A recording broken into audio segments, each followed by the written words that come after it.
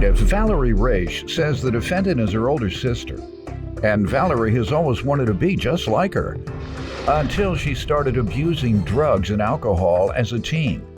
Valerie's suing her sister for stealing her identity and getting traffic tickets in her name. Defendant Victoria Miller lost custody of her kids after her son was abused by her ex. And after that, Victoria became heavily addicted to drugs and was in and out of jail. However, she insists she has since cleaned up her act. Start with you. Okay. Growing up, I looked up to my sister. I literally followed her to her friends' houses to go partying, and I'd steal her CDs. I wanted to be The age difference. 5 years. I wanted to be exactly like her. But when she got into her teenage years, 14 or 15, she started on drugs and alcohol and started spiraling. You didn't keep going with it? No. She started spiraling and going in and out of juvie, and that really broke mine and my brother's hearts. It affected us a lot. How were you able to break away from that influence? My father was also in prison for most of our life.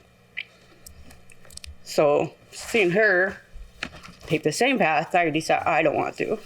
Okay, well, that's good and strong of you. Most siblings, older siblings, the young one follows their footsteps and a lot of times don't break away or don't break away in time. My brother's 6 years older than me, and that's the exact scenario. And my mother used to make him take me with his friends. So I don't think she quite knew what was happening, but you know, that certainly played a role. And I didn't break away until I went to jail.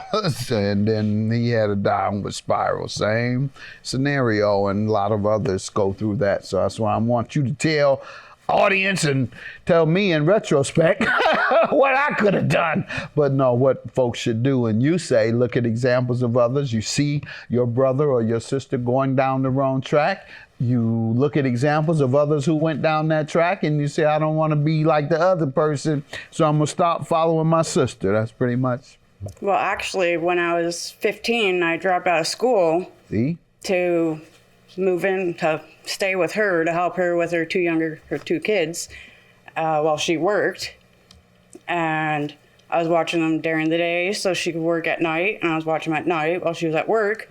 And then I found out after a few months that she was actually partying most of the time and working sometimes. So after that, I decided to go back to my mom's. That's not right. Yeah. I was working all the time, but partying after work, like in the middle of the night. All right. There's a big difference there, huh? Either way, I was there. So, but once again, I applaud you for your strength. So congrats to you.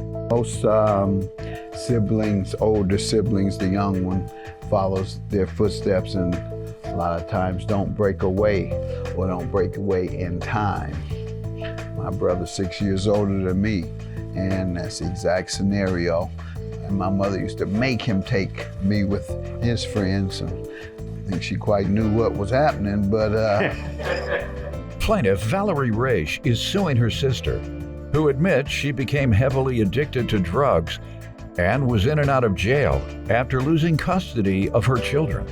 And did you all begin falling out, or you just kind of went your separate ways? Well, I moved back to my mom. She kept spiraling. She would move here and there, different boyfriends or husbands to different states and different towns. 2017, she came back. From wherever, and she was sober, claiming to be sober, and I was hesitant at first, but I was watching her. To embrace her, you say? Yeah. Mm-hmm. I was watching her, and she got a job. Give her some tissue. And she made manager, and I'm so proud of her. Folks don't realize as well, it's hurtful to the sibling to see the other sibling on the downward spiral. You almost want to avoid being in their company because it's almost hurtful. And am I right? When you're looking at a downward spiral right in front of your face, it's hurtful to you if you love that person. So sometimes it's just easier to stay away. Hey, I'm not going to go and embrace that hurt that I know I'm going to see when I get over there, or that I'm going to hear when I see her. So that's another lesson folks should know. And those who are victim to drugs and alcohol addiction, that your loved ones it hurts them to look at you like that. And if they're not coming around or don't want you around, part of it is not just because you might take something, but it's because the pain that you cause. I look at you and you give me pain. Because you were my sister. I did everything with you. You were my hero. And now you've been destroyed. And you keep destroying yourself. And so I don't want to look at you like that. So that's kind of how you felt for many years. And until 17, when you invited her back, how did that go when you invited her back into your life in 2017? I was hesitant, but as I said, she got a job. She made manager. I was very proud she didn't leave again. She stayed. Good. My kids had never known her. And they had Auntie Vicky, finally. Like, now they have a relationship.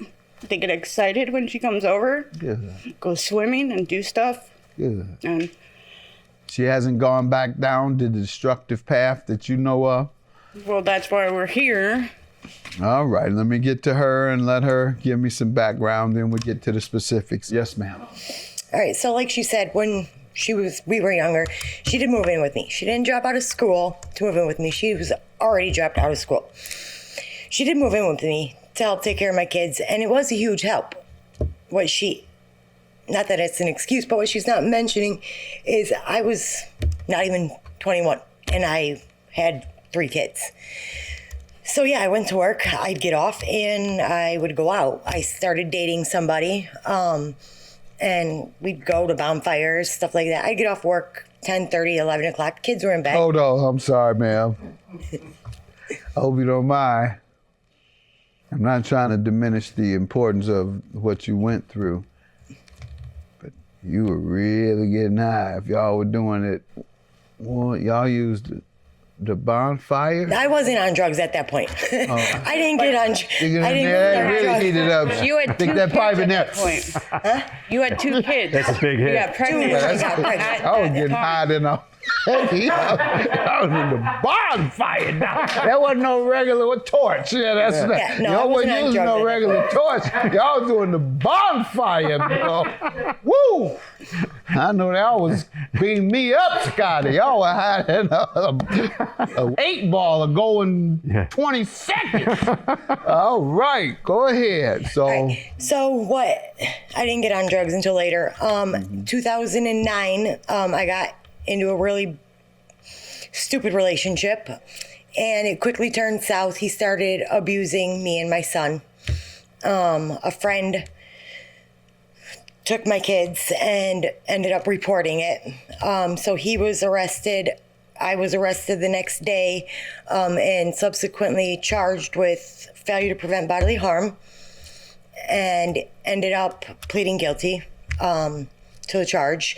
I was put on probation, class H felony, and lost the kids and lost my home and spiraled.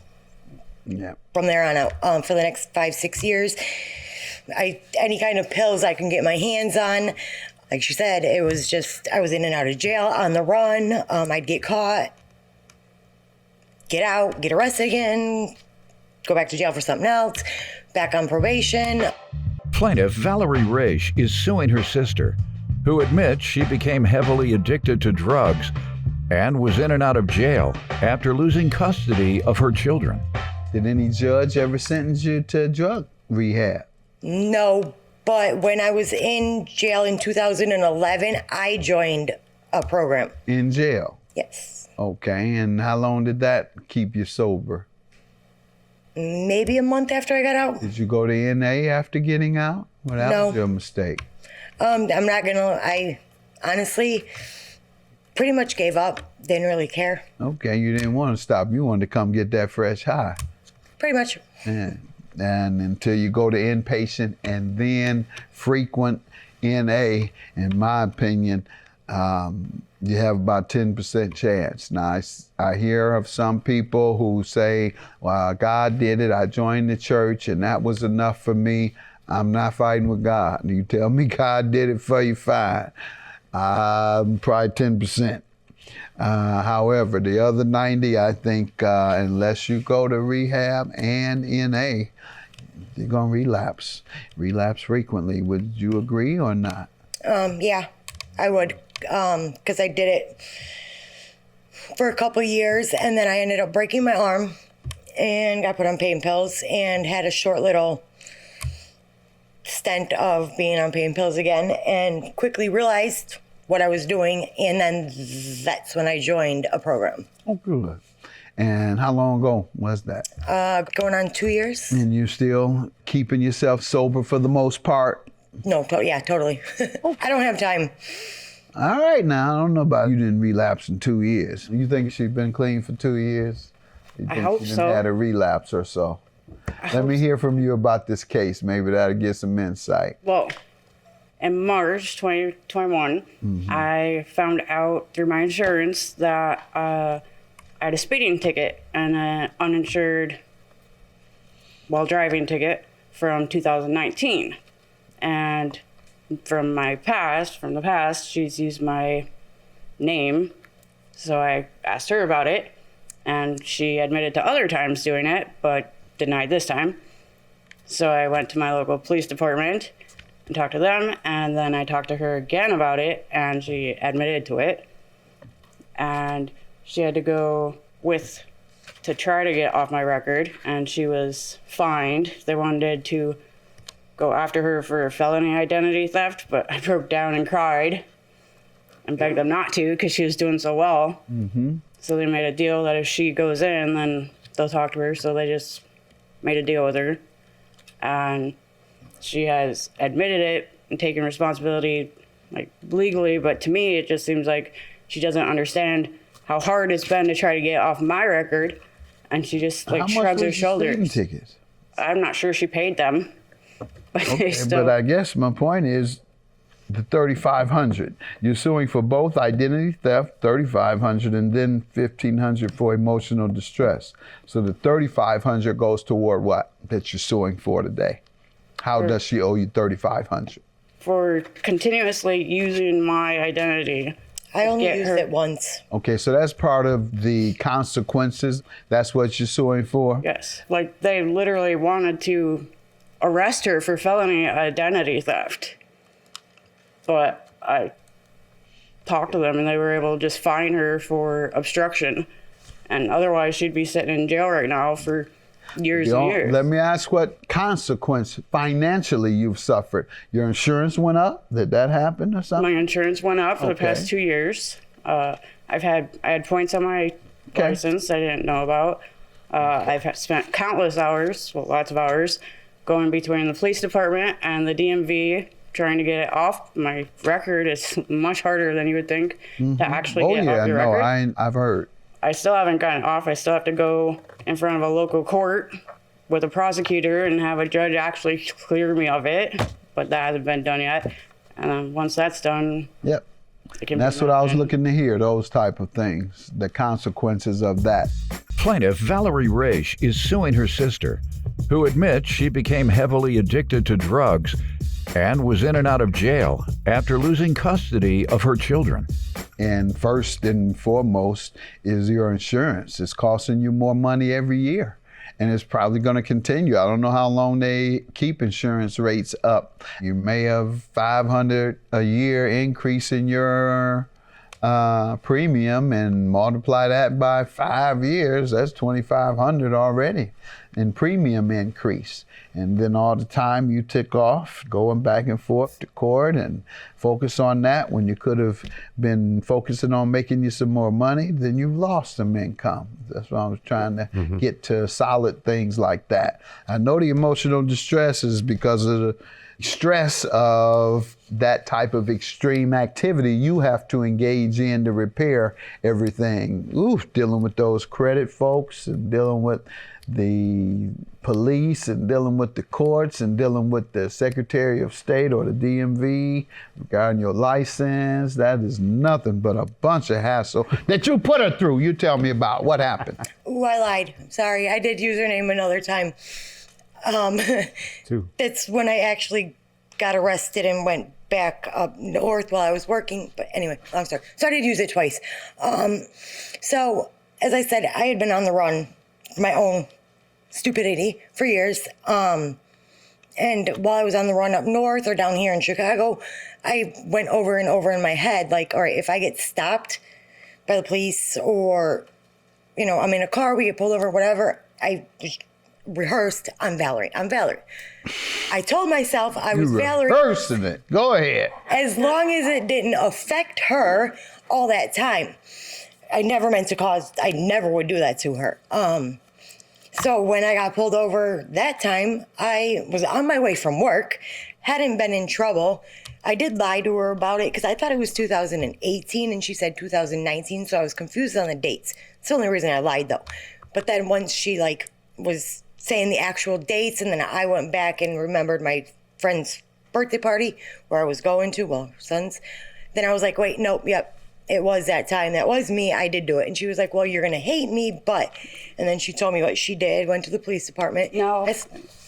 No, let her finish. I had to confront you. Go ahead, ma'am. Finish up. So she had her dates, all that. We're messaging. She said, you're going to hate me. And I said, well, what? And she told me she went to the police department and she talked to them. And the only way to get this off of her record is to figure out who did it initially. And they asked her if she knew who it was. And she said, well, probably my sister. And they said, well, you have to get your sister to come in here and admit to it. And I told her, of course, I did this. I took responsibility. I didn't realize that it was going to affect her insurance and to that magnitude. I honestly, to be 100% honest, when I first did it, every time the phone would ring or messenger would be from her, that's what I thought it was going to be about. I don't know how it took them 3 years to find it. I don't.